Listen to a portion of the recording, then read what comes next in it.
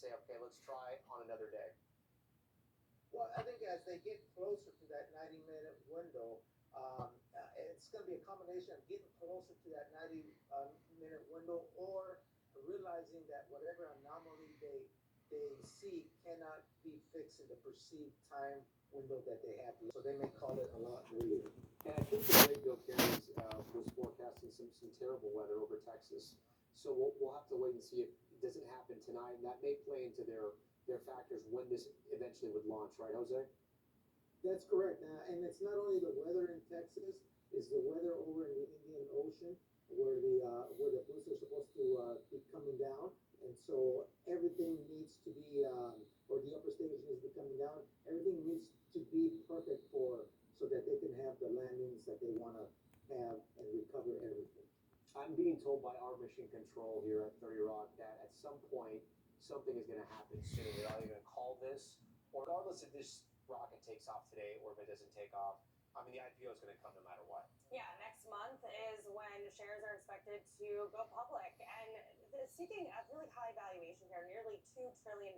If that happens, Elon Musk is going to be in a league of his own, the world's first trillionaire. So a lot of stake for this company, a lot at stake for Elon Musk. And it's also going to be a big test on investor appetite for Musk as a leader. He's been in the midst of a lot of controversies, both politically and then also with all the other businesses that he runs, from Tesla to X to the startup XAI and Grok. All of those things are going to be a factor here once those shares go public.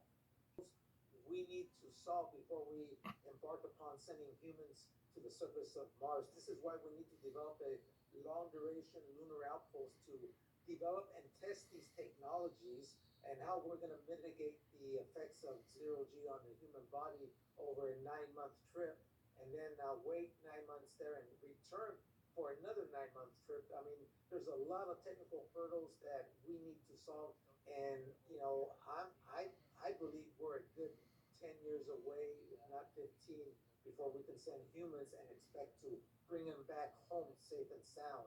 Just canceled this test flight. Again, SpaceX canceling the test flight for right now. As soon as we know when they will reschedule, we will let you know.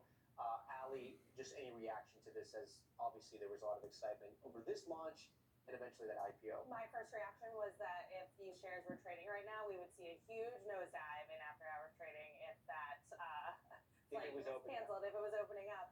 So I do suspect that that's going to give investors a little bit of pause when they think about whether or not to invest in this company next month. Is it too soon at this point in time? I mean, Starship really is the main focus point for Elon Musk when he thinks about the future of this company. Of course, like I said, they have other things that they do, like AI infrastructure, like satellite development. But I mean, Starship has to work in order for this company to be a long-term success. It is a great launch, but I'm sure it'll happen at some point. We're going to be right back. Stay with us.